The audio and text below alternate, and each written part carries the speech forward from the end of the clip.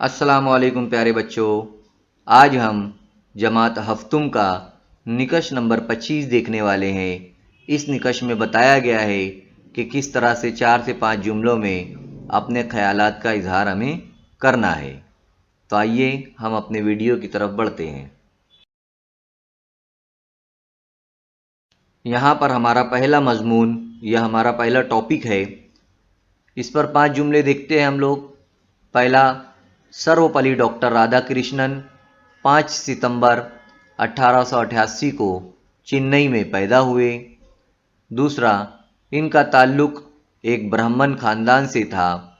تیسرا، بڑے ہو کر وہ ایک عظیم فلسفی اور ماہر تعلیم کے طور پر مشہور ہوئے۔ چوتھا، وہ ایک کامیاب مدرس تھے، بعد میں انہیں ملک کا صدر بھی بنایا گیا۔ پانچواں، وہ بہت سادہ مزاج اور ملنسار تھے۔ تو یہ تھے 5 جملے جن کا خیال ہمیں اظہار خیال کرنا ہے، یعنی اس مضمون پر بولنا ہے۔ تو آپ لوگ ان کے اوپر 5 جملے بول سکتے ہو۔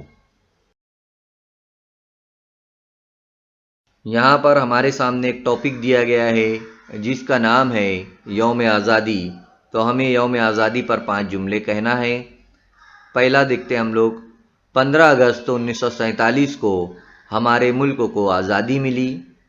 دوسرا، آزادی سے پہلے ہمارا ملک انگریزوں کا غلام تھا۔ تیسرا جملہ، آزادی حاصل کرنے کے لیے ہمارے رہنماؤں نے بہت محنت کی۔ چوتھا جملہ، ہر سال 15 اگست کو ہم یوم آزادی کے طور پر مناتے ہیں۔ اور پانچواں جملہ، اس دن کو ہم قومی تہوار کے طور پر مناتے ہیں۔ تو یہ تھے یوم آزادی پر 5 جملے جسے ہم نے بتایا ہے۔ اب یوم آزادی کے بعد 5 جملے یہاں پر بنائے گئے ہیں یوم جمہوریہ پر، ہے نا۔ پہلا جملہ، ہمارا ملک 15 اگست 1947 کو آزاد ہوا۔ 26 جنوری کو ملک کا نظام چلانے کے لیے دستور کا نفاذ ہوا۔ اسی روز بھارت کا وجود جمہوری ملک کے طور پر عمل میں آیا۔ اس لیے 26 جنوری کو یوم جمہوریہ کے طور پر مناتے ہیں۔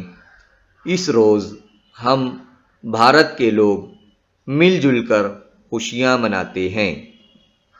تو یہ تھے 5 جملے جو ہم نے یوم جمہوریہ پر بنائے۔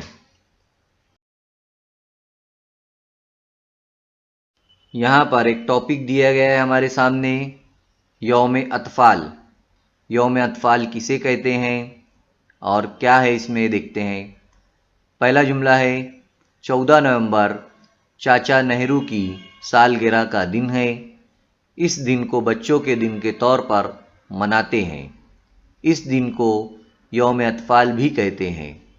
اس دن اسکولوں میں بچوں کے لیے بہت سے پروگرام ہوتے ہیں۔ اس دن بچوں کے لیے میلے لگتے ہیں اور بہت سارے کھیلوں کا انعقاد ہوتا ہے۔ تو یوم اطفال کسے کہتے ہیں؟ چاچا نہرو کی سالگرہ پر، یعنی ان کا برتھ ڈے کو یوم اطفال یعنی بچوں کے دن کے طور پر منایا جاتا ہے۔ تو یہ تھے 5 جملے جو آپ لوگوں کو یاد کرنا ہے اور بولنا سیکھنا ہے۔